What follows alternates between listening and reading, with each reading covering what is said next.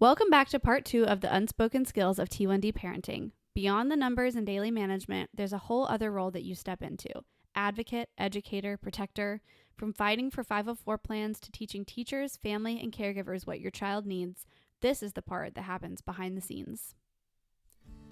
Welcome to Raising Type 1, a podcast for parents navigating life with type 1 diabetes.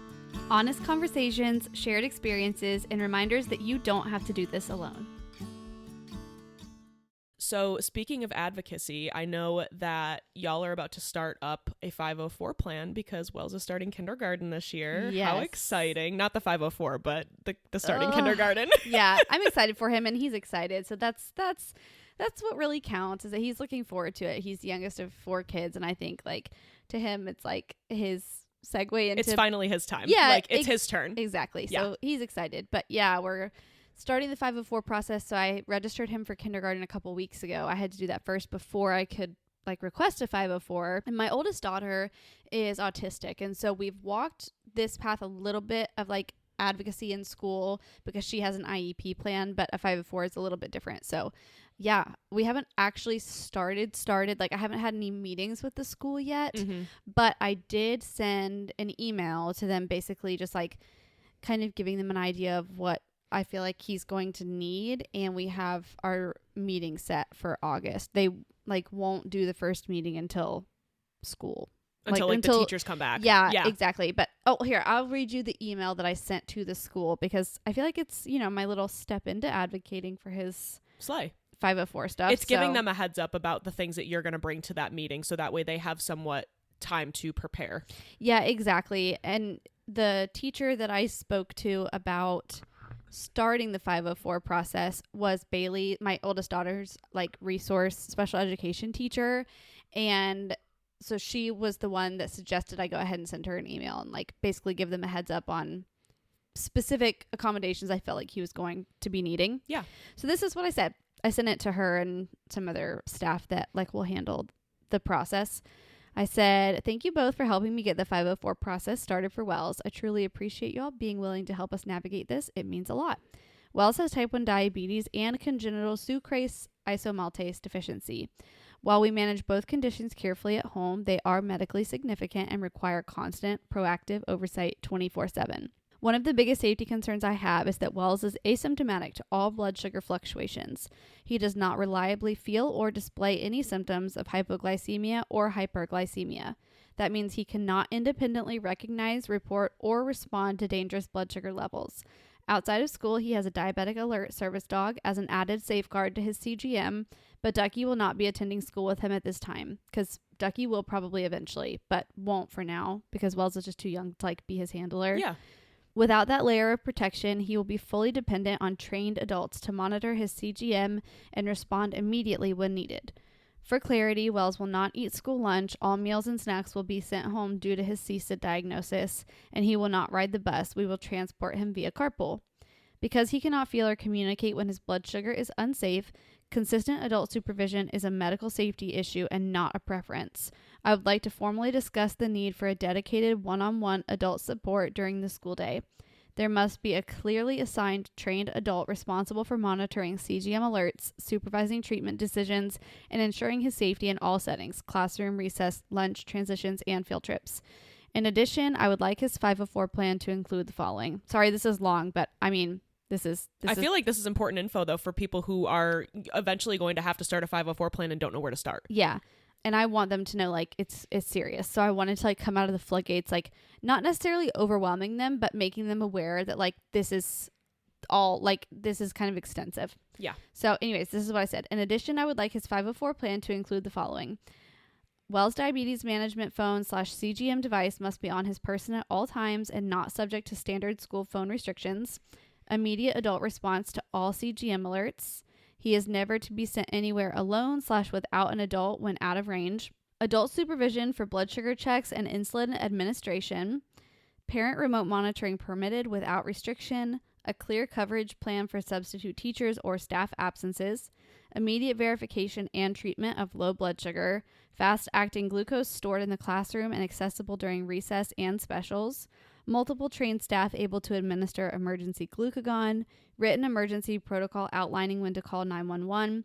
immediate access to water and restroom at any time, ketone testing when medically indicated, insulin administered without delay per medical orders, no academic penalties for time spent managing blood sugar, make-up time for missed instruction due to diabetes management, flexibility or extra time for assignments and testing if blood sugar is out of range, ability to delay testing if medically necessary, advance notice of classroom celebrations or food-related activities, ingredient transparency for any food brought into the classroom, no food-based rewards without parent communication, staff awareness that he cannot consume unapproved foods due to a medical digestive disorder.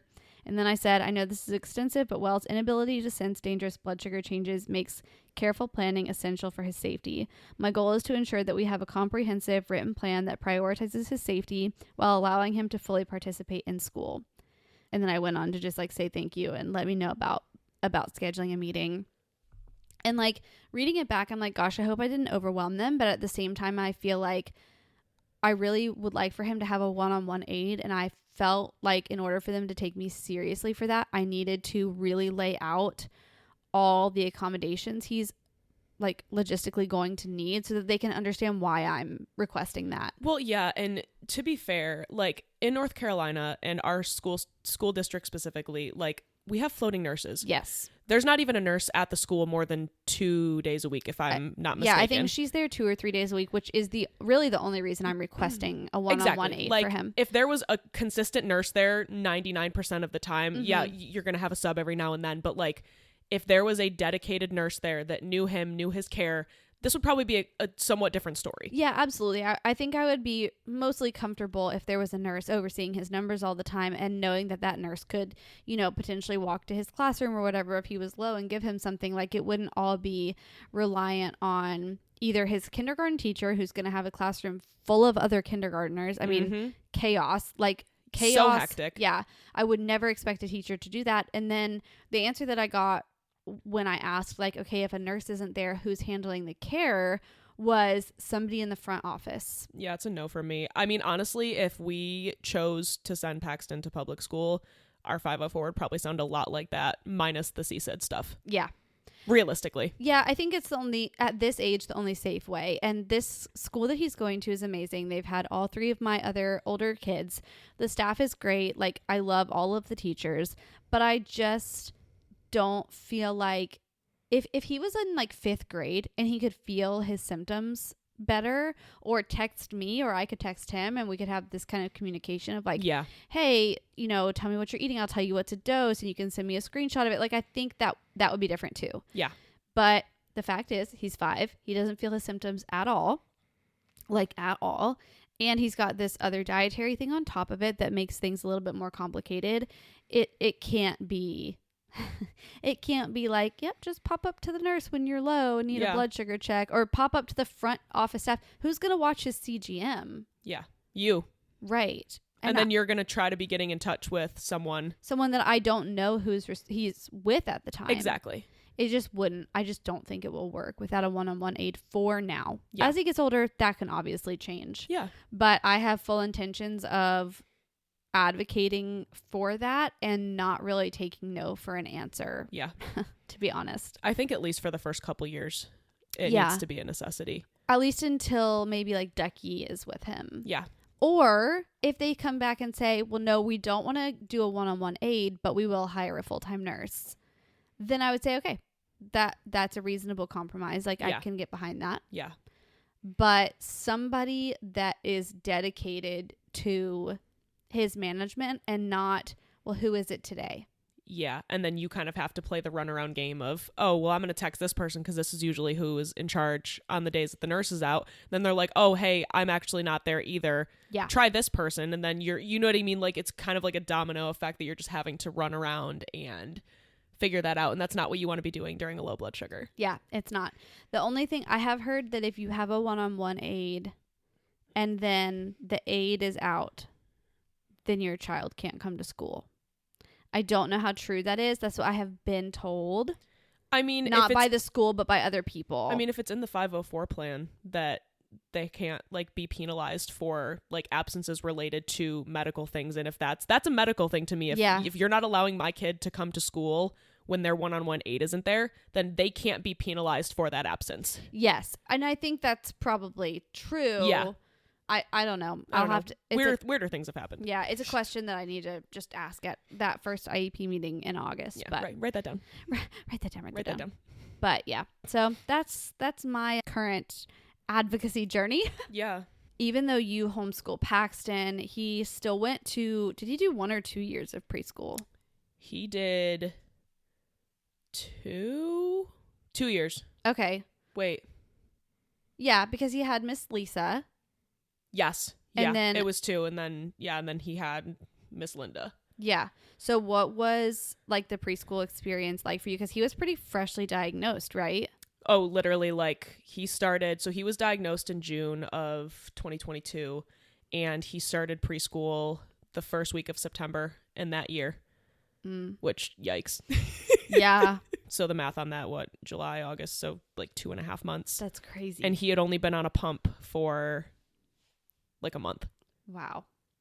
Which was insane. And obviously, I'll be the first to be transparent and say that our post-diagnosis management was anything like near stellar. It was quite the opposite, actually. Yeah, I mean, I think anybody's, Yeah, like it was to the point where we still had the take the endo's word for everything, and if they spike to 250, it's fine as long as they come back down within 3 hours. So like, he spent a lot of time high at preschool, which I guess wasn't the worst thing in the world, because I will say that his teacher did not have to treat a low until like the second to last month of school because he was riding so high. Like, and we just didn't know any better. And I feel so bad because I remember this so vividly. The first time she had to treat a low, I was actually sitting outside the school, like in carpool, waiting for them to be released. And it was literally like 10 minutes before school ended. And I saw his alerts coming through, and I was like, oh, like he's low. Like, let me text her and see, you know what I mean? If she's treated it already, like, figure out like if she needs an idea of what to do, like if she's poked yet, any of this stuff. 'Cause like she really never had to. Yeah. So I was like texting her and my messages weren't going through. And I'm like, oh shoot. We were sitting under the carport. Yes. And it was blocking signal for some reason. And so I was like, oh shoot. Like apparently she had tried to call me like 5 times and because of the service on my phone. So I ended up taking my husband's phone and calling her. And I'm like, oh my God, I'm so sorry. Like I didn't realize that my phone, you know what I mean? Like I didn't realize that's what was happening. I didn't realize you tried to call me or whatever. And like apparently she had like a full blown panic attack, and I felt so bad. And she handled it beautifully. She poked his finger, she figured it out, and actually I think she made Jenny, the preschool director, poke his finger because she was like, you've had experience with this, because apparently they had a scare with one of their children when they were younger. Yes. So she has had experience using a glucometer and everything like that. But it was just like, it was funny, but I felt so bad. Oh my gosh. That was the only low she had to treat. Lisa. I know. Feels so bad. Poor Miss Lisa.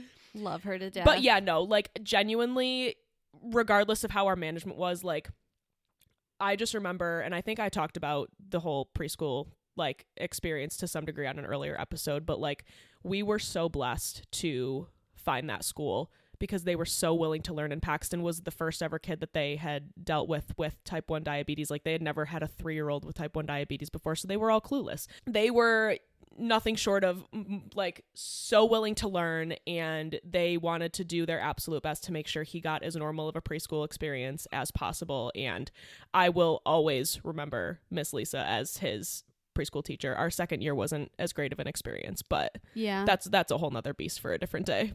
But yeah, no, I think like since they were so willing to learn, I think most of the advocating that I had to do was actually in the beginning of the year when I went in and we did the education with them and kind of told them, top to bottom, this is how you manage type 1 diabetes. And I was very lucky that I didn't really have to do much advocating after that. Which is like such a blessing. That was pretty much our experience too. Lots of not necessarily advocating, but like education in the beginning before he started. And then I didn't really have to like advocate for anything else after that. No, there was amazing communication. Like you never had to, like I never felt like a burden Yeah. I never felt they made Paxton feel like a burden. Yep. I had my own feelings, obviously, that I'm, making his diabetes someone else's problem. And Me I too. would feel guilty when they had to do anything. Yeah. And that's a me problem. They never made me feel like that in the slightest. Yep. I feel the same way. Like, that is exactly how I feel. They were so wonderful. In fact, they were the only preschool that would even accept Wells. Yeah. And I tried really hard to get him in a couple of other programs because this preschool was much further from our house than other options, but everywhere else told me no because he was basically a liability. So there's that. Nothing humbles you like your kid being called a liability. Yeah. But anyways, they were an amazing preschool. So I have a good one. It kind of goes hand in hand with the whole preschool education that we've both kind of had to go through. What part of training someone else felt the hardest?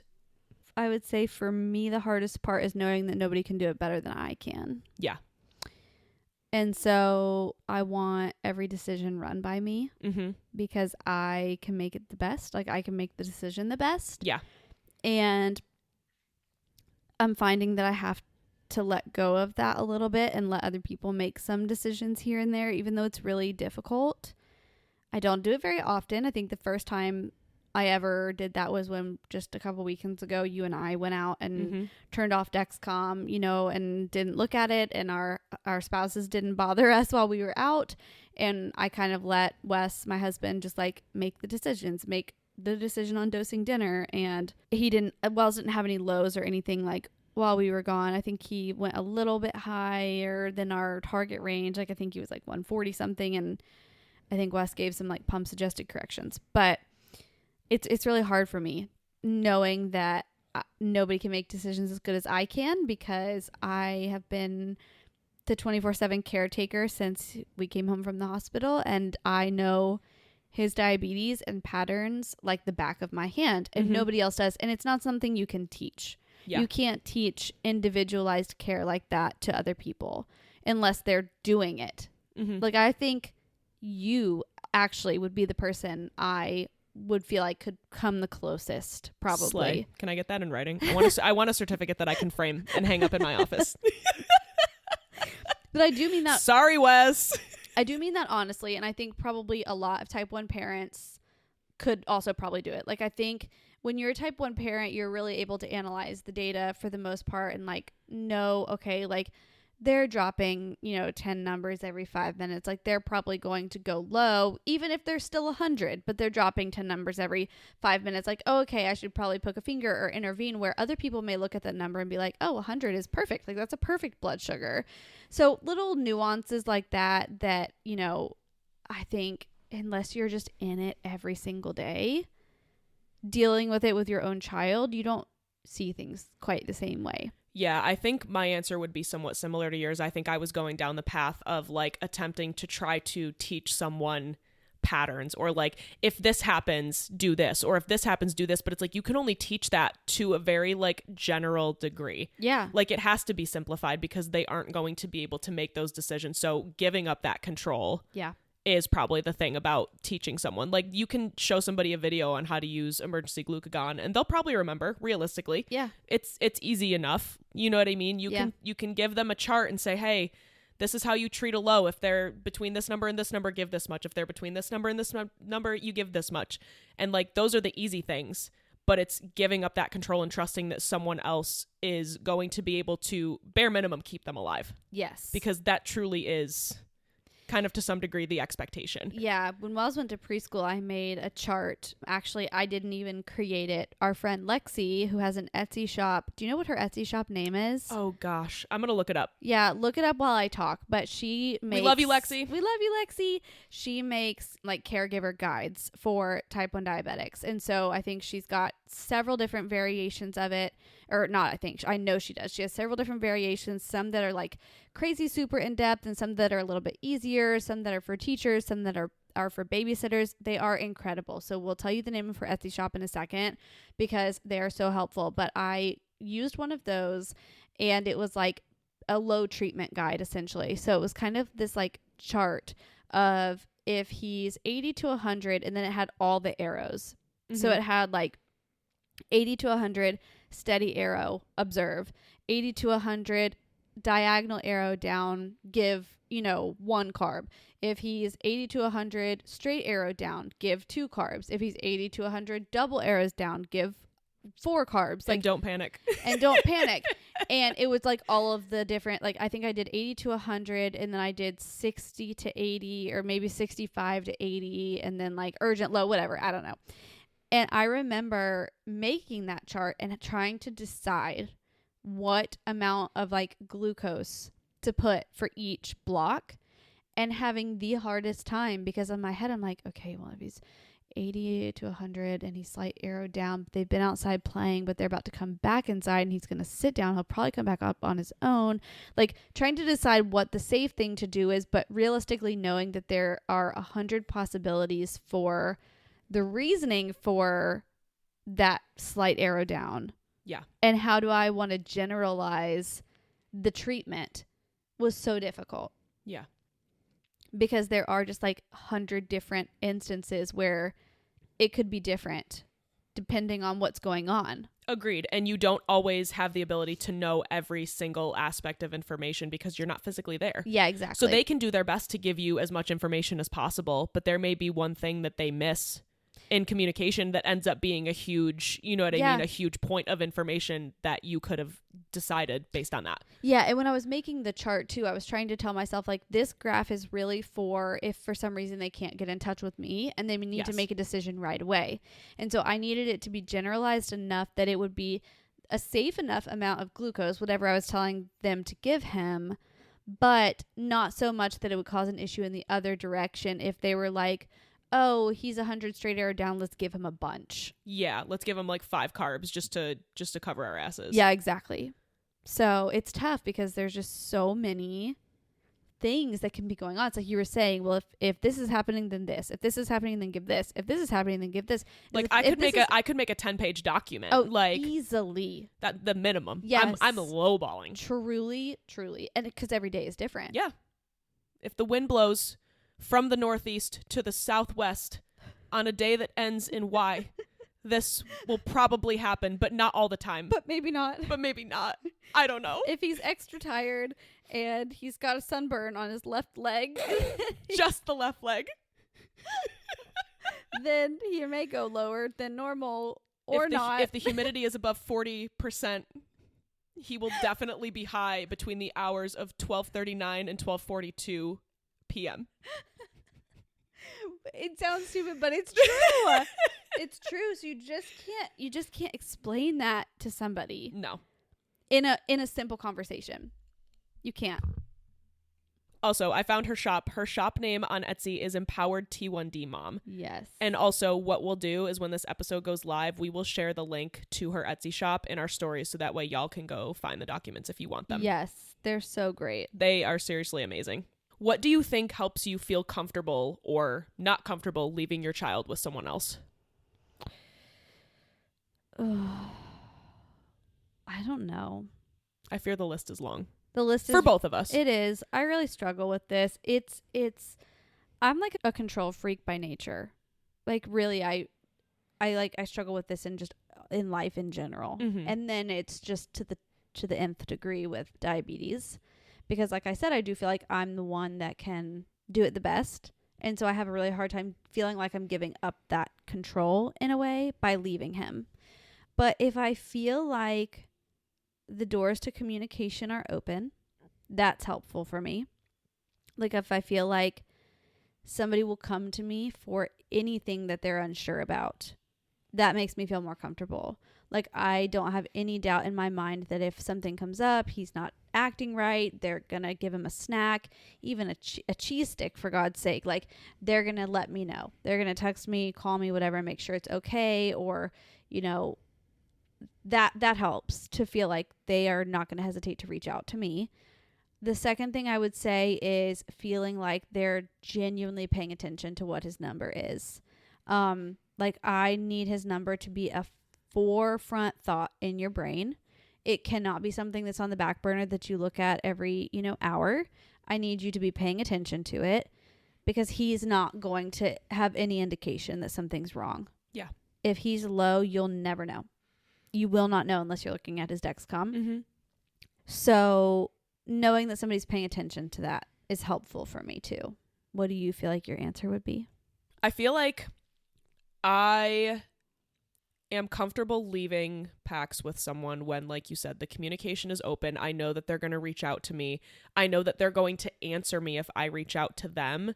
And I feel like when I leave him with someone, let it be literally whoever, I feel like as long as I know that whoever I leave him with is going to over communicate with me, like that, honestly, unless we are stepping away on purpose without communication, like we did that one weekend where the expectations were clearly set. I'm sure we both gave our list of rules beforehand. Yes. But otherwise, like, I would rather be over communicated with, because I would rather know exactly what's going on and be able to like attribute his graph to like the actual real time happenings. Yeah, me too. Does that make sense? Yeah, absolutely. Okay. I feel the same way. I was like, am I Englishing, or does that just sound completely off kilter? No. It totally makes sense. I feel the same way. Teaching others is obviously such a huge part of this life, but the reality is things don't always go smoothly. No matter how prepared everyone is, there are moments that really feel scary. So let's talk about what happens when things get a little bit more intense. What was your first real emergency moment, and how did you handle it? I don't know what our first one was necessarily. Like, I can think of a handful of emergency situations. The first thing that really pops into my mind when I'm thinking of like first, like we were kind of freshly diagnosed, is that we were at a birthday party and Wells had some food there. It was like lunch or dinner, I don't know. It was like fruit and Chick-fil-A nuggets that had been catered and stuff like that. And all the kids were out in the yard playing outside. So he was running around. So we dosed him, he ate, and then he immediately started running and playing. And I don't know what made me check his finger. His Dexcom was saying that he was fine, but he started like walking around really like kind of slow and like sluggish acting, and I was like, I'm just gonna check his finger to be sure. And he was 40, and at the time that was the lowest he had ever been. Yeah. And I do fear that I panicked. I remember I had him drink a whole juice box at that time. We were still doing the 15-15 thing, and I think we left the party after that. So I don't know. I mean, I wasn't hysterical. Like, it scared me. And I think, honestly, lows still scare me like that. I mean, it's jarring to see a number that low on a glucometer, especially when you're maybe not expecting it. I would say that's probably the first like thing that pops into my head as far as like the first emergency that ever really like happened to us fresh diagnosed. Yeah, I think if I had to narrow it down to one, the one that sticks out in my mind the most was, I want to say maybe a year or like a year and a half after he was diagnosed. Maybe even more than that, honestly. It was a little bit ago though. My husband had taken Pax to a birthday party. Shocker, it seems to be the common theme here. Yeah, it does. Birthday parties are just a problem. They really are. Nobody have birthday parties anymore. It's ridiculous. But he had taken him to a birthday party at, oh God, it was somewhere with a motherfucking bounce house. Oh, yeah. And I can't remember where it was. I want to say it was like an arcade or something similar to that, but they also had like bounce houses there or something. And I wasn't aware that they had bounce houses there. So I'm gonna preface with that. I'm gonna lead with that. Yeah. And so this was the first time I think that Tyler had ever taken Pax somewhere like by himself. I stayed home with Ember, and that was like a really big thing for me. Like I was like on edge the entire time. Yeah. And I was glued to that freaking follow up at that point. I was like, yeah, to my nose, just absorbing it through osmosis. Just like, yep, this is it. Breathe it in. But anyway, so he was texting me because I was like, hey, shoot me a text before like you feed him and let me know like what food is there so that way I can tell you how much to give. We were also on Omnipod at this point too. I don't know if that's really relevant to the story, but it's always relevant. We were not on Moby yet. So they were having pizza, which back then was an absolute beast to dose for. I mean, it still is to this day, but at least I feel like I have a better idea of how to dose for pizza. We can nail it about, 50% of the time because it's a 50-50 shot. Yeah, you know what I'm saying? 50-50 shot. Yeah, 50-50. Side eye. Our husbands love to tell us that. Mm-hmm. So anyway, so I was like, oh, give him like, you know, the full carb amount for this pizza, because I think he was like running slightly high too. So I was like, you definitely want to give the full amount. Like, this is how many carbs you should give. I don't even think we were pre-bolusing at that point either. Like, I was just like, just get the insulin in the system, like try to get him to wait like a minute or two, and then you know what I mean, just let him do it. Because also he was at a birthday party with a bunch of kids. Like, yeah. So he, you know, gave the insulin, whatever, everything was fine. And I think I went back into follow a little bit later, and I noticed that he was like dropping pretty fast.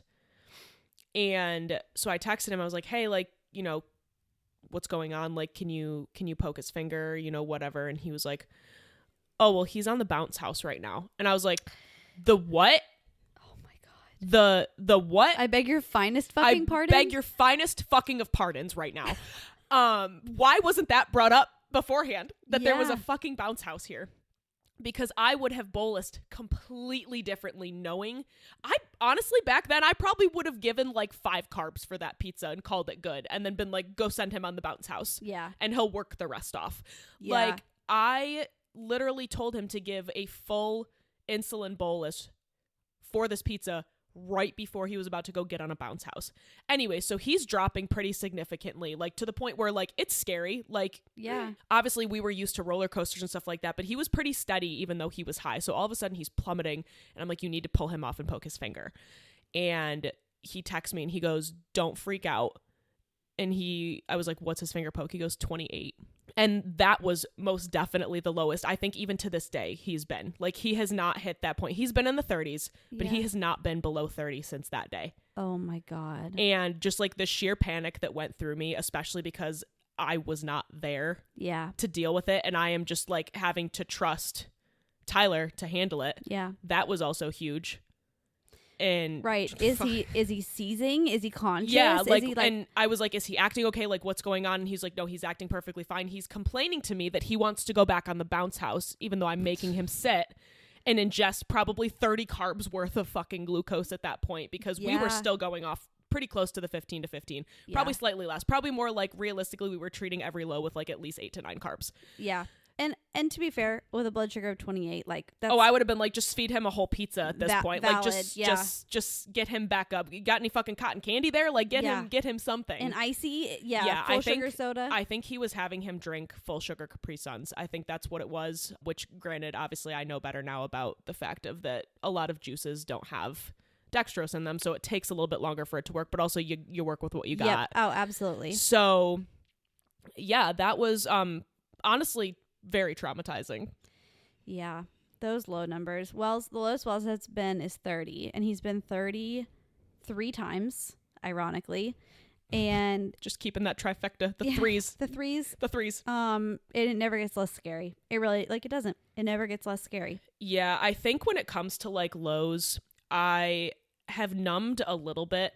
Me too. Like, I'll see, like, even sometimes, like, if it makes sense, if I see like something in the 50s, I'm like, oh, okay, whatever. Like, here's 3 carbs, or here's 4 carbs, or however many we decide to treat with, depending on what the situation is. But like, if I ever poke his finger and like I'm expecting a completely different number and he reads in like the 40s, like I have to catch myself from going into oh shit mode. Yep, me too. Yeah, I feel the same way. I think I am not overly bothered in the 60 to 70 range. Under 60, I start being like, I really don't like this. Yeah. Under 55, I really, really don't like it. Like, anything under that, I'm like, okay, I'm not going to panic. He's fine. I'm going to give glucose and he's going to be fine. But I do have to like consciously be like, he's not dying. You have to check your emotions. Yes, yeah, very much. Especially if I'm in front of him. Yeah. Because I don't want him to panic, obviously. But yeah, not a good feeling. Shit sucks. Do you feel like diabetes has changed your ability to handle stress, like in general, like in like day-to-day life? My answer is going to be yes. My husband's would probably be no. He's like, you stay stressed. And I'm like, thanks. But is it because diabetes is pushing you to the edge all the time, and then life just is the tipping point? I think so. Honestly, it's very hard to not become all consumed by diabetes management. It's hard to detach yourself from like the feelings related to diabetes and not like internalize them or let them bleed into your regular life. Like I could have like a really bad diabetes management day and just like whatever I'm doing isn't working, and one singular thing could go like wrong, I guess you could say, with my quote unquote normal life, and I just like internally combust. Yeah. I just like I can't compute. Like my brain is like so fried by that point. Yeah. That I'm just like, I just shut down. And I feel like I am getting better over time at dealing with the stress from diabetes. Overall, obviously we still have very bad days where I just let it consume me, and sometimes you just have to. Like I fear that if you just keep burying it, it's just going to come out into something way bigger and like this giant explosion of emotion and frustration. Yeah. And all of that. So it's like, I think, but overall, I am getting better at handling the stress related to diabetes. Life, however, just keeps lifing, and I fear that's going to be a whole nother work in progress. Yeah. I think for me, nothing in life feels stressful compared to diabetes. Like that's not stressful comparatively to what I'm dealing with on the back end of what people aren't seeing at all. Yeah. It doesn't even hold a candle. And I find that this leaks over into my personal life sometimes, because like when I'm interacting with other people, other, adults, friends, whatever, obviously like everybody has their life, things they're going through, stresses that they're going through. But sometimes I hear people complaining about things or talking about things that they're stressed about. And I'm like, you have no idea. Yeah. Which is not fair of me to obviously to everybody is allowed to be affected by their own stress, however they are, like, you know what I mean? Just because, you can carry it doesn't mean it's not heavy, that type of deal. And obviously everybody has their own threshold for what they're able to, what's the word I'm looking for? Handle. Yeah. But I do find myself like having to kind of stop myself from being like, bitch, you have no clue. Bitch. Like, yeah, that used to be something that, would stress me out before, but it doesn't even, like I said, hold a candle to the amount of stress that I carry 24/7 now, dealing with two chronic conditions for my 5-year-old. And so that's my answer. Like, yes, I feel like it has changed my ability to handle stress in my life differently, because I don't feel like those things are nearly as stressful in comparison to the stress that I feel like I carry of dealing with diabetes. Yeah, I like that perspective. It's probably not healthy. Well, we're delusional, so I like that perspective. Go off, queen. This is not advice. This is just... It's fine, because I don't think our therapists listen to these episodes, so we're clear. We're good. Oh, that's true. Yeah, mine doesn't, for sure. If she brings it up in my next therapy appointment, I guess I'll be fucked. But hey, I noticed you have this really unhealthy coping mechanism here. I was listening to you yap on your podcast, and there's something we need to discuss. We gotta have a chat. I'd be like, I don't know what you're talking about. Yeah. I plead the fifth. That wasn't me. That wasn't me. That was my doppelganger. It's actually not my podcast. A couple minutes ago, we were talking about like not letting our emotions in an emergency situation affect them, or like letting the kids see that, basically. Like when you see that, low number that you're not expecting on the glucometer or whatever.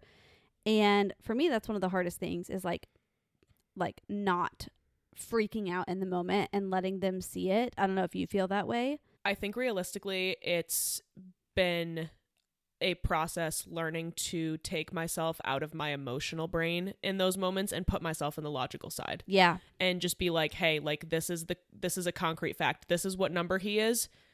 There's a solution to it. Let's figure out the solution and get it done, so that way this situation doesn't persist. Yeah. You know what I mean? And that's very hard, because I am a very emotional person, and I wear my emotions on my sleeve, and sometimes probably for the worse, but it's hard, and it takes practice, and I'm far from perfect at it, but it's definitely something that I'm cognitively working on. Yeah, I think diabetes teaches you how to work and make decisions under pressure very quickly. Yeah. Like in the same way that like a profession would, being an ER nurse, being an ER doctor, being a surgeon, being a firefighter. Like I'm thinking of these professions that like you do have to remove your emotion from the situation and say exactly like you said, this is the fact. What is the solution? I need to decide right now and commit to my decision. Like, there's no time period. Because, like, you're right. You do have to remove your emotion from the situation, and you have to learn how to say exactly. I love what you said. Like, this is the fact. Their blood sugar is 40. What are all the factors? And you've got to think of them all quickly. What are we doing? Are they being active? Are they about to go lay down? Are they going to bed? How long has it been since they ate? What's their insulin on board? You're thinking of all of those things in about 10 seconds. Yeah. And then you're making a decision, a competent decision immediately, and committing to it by deciding how to approach, like how to treat that situation. Yeah. Like, that's a skill that I want Paxton to have. Yeah. When he gets older and he's the one managing, because on top of having to make these decisions, he's also going to be feeling the symptoms of whatever problem that he needs to find a solution for. Yeah. He's going to have low brain and has to figure out how many carbs to give himself. And if he's just sitting there having a crash out, he's probably just going to go lower, or he's going to either undertreat or overtreat. Like, and not saying that that's not a possibility, because accidents happen, and just, you know, sometimes the choice you make isn't the correct choice for that problem. Yeah. But like, or if he's high and he feels like absolute crap and he's like, oh, well, I want to give this much insulin, but I'm so sad because I feel this way, or like, oh, I'm just not even going to bother correcting. I'll let my pump do it, or like that kind of thing. Like, I want him to be able to have like sound decision-making skills that are based off of logic. Yeah. Based off of fact and not feeling. Yes. Yeah. I love that. I think that's valid. It's a really hard thing, a really, really hard thing to learn, especially as a parent, when a lot of parental decision making is based off of emotion. Yeah. And as moms, I feel like a lot of decision making is made off of emotion and not always logic. Like, I think with parenting and motherhood, you're balancing both fact and emotion. And in these emergency situations, you're obviously being mom, but you can't involve that. Yeah, you have to separate the two. As much as you would like to just like crumble and fall on the floor and be like, oh my God, my baby. But, you know, you can't do that, obviously, every single time there's an emergency situation with your child. You are literally forced to make these decisions under pressure in the moment, even when internally you're like, I would love to panic right now. What do you do in the instance when his numbers just won't cooperate? I punch things. Like car doors. Really, if we want to be really vulnerable here for a second, Wells and I traveled this past weekend to Kentucky for Miss Libby's wedding. Miss Libby is the owner of MD Dogs, and Wells was one of her ring bearers. And I don't know, when we travel, I feel like extra added pressure to quote unquote get his numbers right, which my therapist says I have to stop saying that, because she's like, hey bitch, that's not healthy. Yeah, but I do feel that pressure because I want him to have a good, you know, trip wherever we're going, and I want to have the smoothest sailing trip as possible, and I don't want little stupid like diabetes things to get in the way of that. And so I feel like I kind of like internally carry extra diabetes stress when we travel. Anyways, we were traveling and we got McDonald's for lunch, and I like underdosed for it, and he was high, and then I gave a correction, and then he had some back-to-back lows after that. And I had like treated several, and then he went low like a third time, and I was like, this is ridiculous. Like, I didn't even poke his finger. I was like, I'm just gonna give him like more carbs than I've been giving, because obviously it's not holding him, like, and I need him to come up and stay up. Like, this is getting crazy. So he was like still in the 80s and trending down, and I gave like 3 or 4 carbs, like more than I would usually do for a number in the 80s. Usually I wouldn't treat it that at all. And the very next update, he leveled to like 90, and those carbs made him go high for us. Like, he went up to like 150 something, and it ended up being fine. He like landed there and slowly came back down over time and didn't go low again. So like it worked, but I was so mad in the moment when I saw him level after I had given those carbs that I did punch the interior of my car door. It just needed to happen. I mean, I'm not one to speak because I've broken a sugar pixel. So yeah. And I have probably thrown my phone on multiple occasions. Yeah, I threw my phone the other night. It's a funny story. So fun fact, actually not that long after I punched the interior of my car door. So, you know, what helps me? What did you ask me? Oh, what do I do when the numbers just won't cooperate? Yeah, that. I don't know that I have any like constructive answer to this. I mean, logically, like I try to remind myself that it's not my fault and diabetes will diabetes for lack of a better, explanation. Like sometimes it do be like that. But it is really hard in the moment to separate emotions from it. I think too, because when numbers aren't cooperating, it just is work. It's more work for me. I have to be on top of things. I have to be giving more corrections, trying to figure things out, treating more lows, like trying to figure out how to stabilize him. Is a lot of mental gymnastics when things aren't going how I want them to go. Yeah. So it's tough. Like certainly something that I'm working on because I really struggle in this department. Yeah, I've found much more recently that I've been reminding myself of the 80-20 rule. And not just like I know the first time we mentioned the 80-20, like we were talking about like our lifestyle and like how we can't really aim for perfection and all of that stuff because it's not healthy for anybody. It's not healthy for the boys. It's not healthy for us. Yeah. It's not healthy for anybody around us. Like they all, you know what I mean?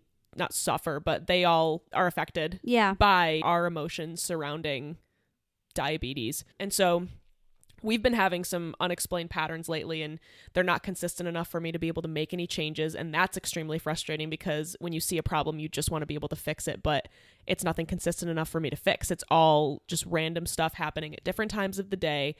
But I have to remind myself, like, we may have like one bad unexplained spike during the day, but then the rest of the day is beautiful. And it's like, I have to remind myself to be grateful for that time that we have spent in range and that he has had a great day other than this one thing. And I have to tell myself not to let that one thing take away from the bigger picture. Yeah.